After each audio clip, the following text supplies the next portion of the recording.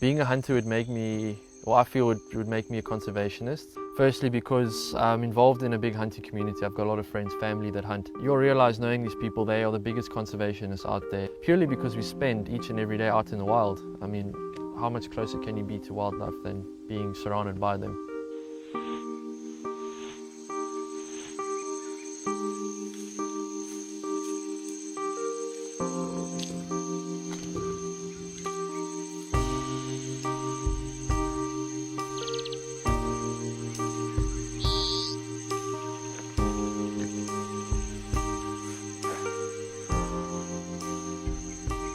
The difference between commercial hunting and poaching is very simple. First of all, commercial hunting is legal. It's an ethically practiced sport that's monitored and watched.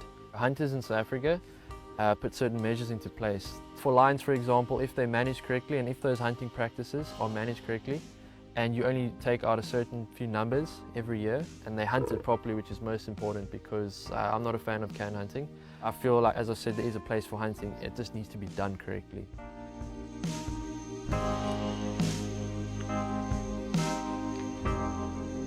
What hunting has done in South Africa is, in simple terms, they've put a price on animals' heads.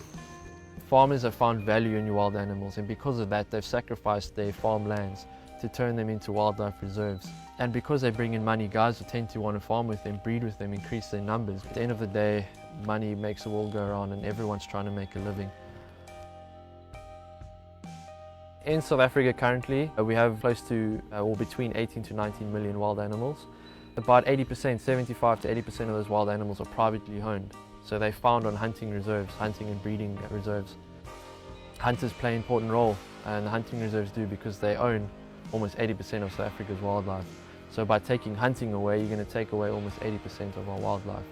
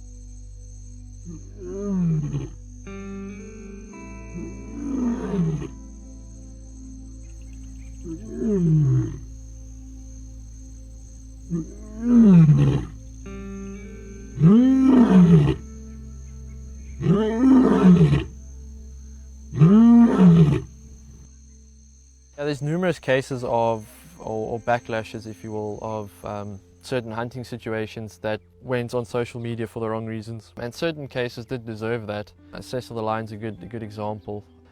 Personally, I feel he wasn't hunted correctly, and I fully agree with how they handled it, but it did have a negative impact, because a lot of hunters that used to go to that area are not going there anymore, and that's having a really negative financial impact on those farmers in that area that rely on that money to help conserve their land and also their animals. And for that reason, they had to put down a lot of their lions, purely because they couldn't help sustain those lions anymore, because there was no financial income anymore. Hunters obviously used to go there and hunt lions, and they used to use that money to help conserve those lions, and not just them but other species. And that whole financial side was taken away because of that. They had to then get rid of quite a few species, cull the lions, if you will. The general perception from the public is they have quite a negative feeling and thoughts on the hunting. I feel if they take the time to listen to the hunting side of the story and how we use hunting to conserve our wild animals, I think their perceptions would change. And if there's a better understanding, I feel our wildlife will benefit a lot more from that.